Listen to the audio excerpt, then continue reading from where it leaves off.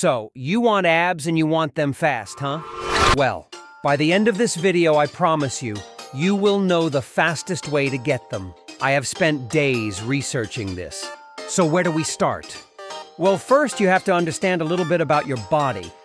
The most important thing to getting abs isn't doing as many crunches as humanly possible. It's actually a little something called a calorie deficit. Sounds fancy, but it's actually pretty simple. You basically just have to burn more calories than you put in your body. This causes the body to use the stored glycogen, also known as your fat, to fuel your body so your body has energy to run itself. Everyone has abdominal muscles. Burning the fat covering them is how you make them visible, though. So let's say Will here burns 3,000 calories a day and only eats 2,500 for the day. He successfully has burned 500 calories of fat and is now in a calorie deficit. See, pretty easy. Okay, now that we have that down, how can we ensure that we get the abs as fast as possible? Well, a key step is your diet. Although Will could eat 13 Snicker bars for the day and technically still be on a calorie deficit, he will probably not be able to function in the gym because his body doesn't have the necessary nutrients it needs. And good luck staying full just eating that for the whole day. So what is the best diet? Well, best diet while in a calorie deficit is a low-carb, high-protein diet. You want to make sure you have as little calories as you can in your meals with the most amount of protein possible. Protein will keep you full longer and allow you to still make gains in the gym, allowing you to look like Will over here. Why do you want to cut out carbs, though?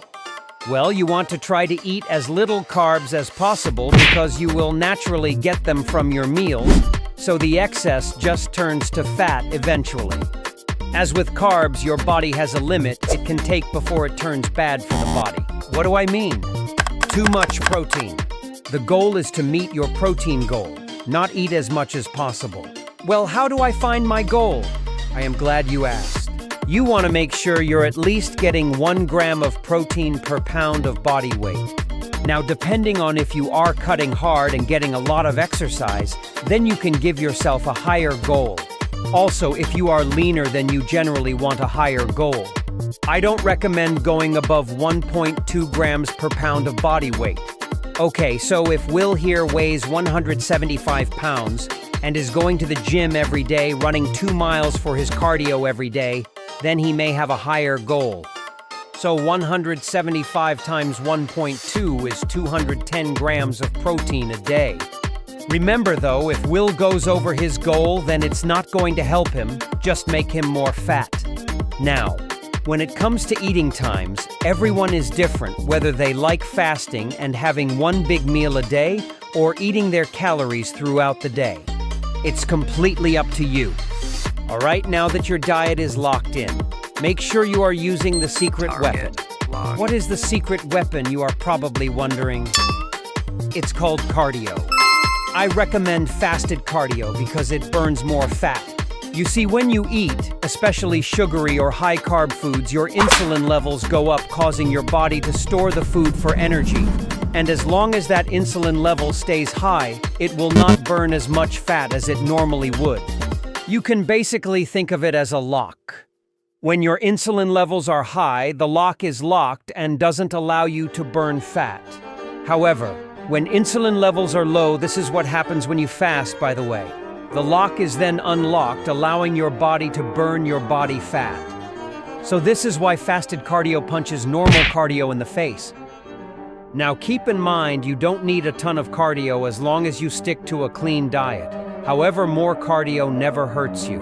I recommend at least 1 mile a day, but if you are more fit, then you can probably handle 2.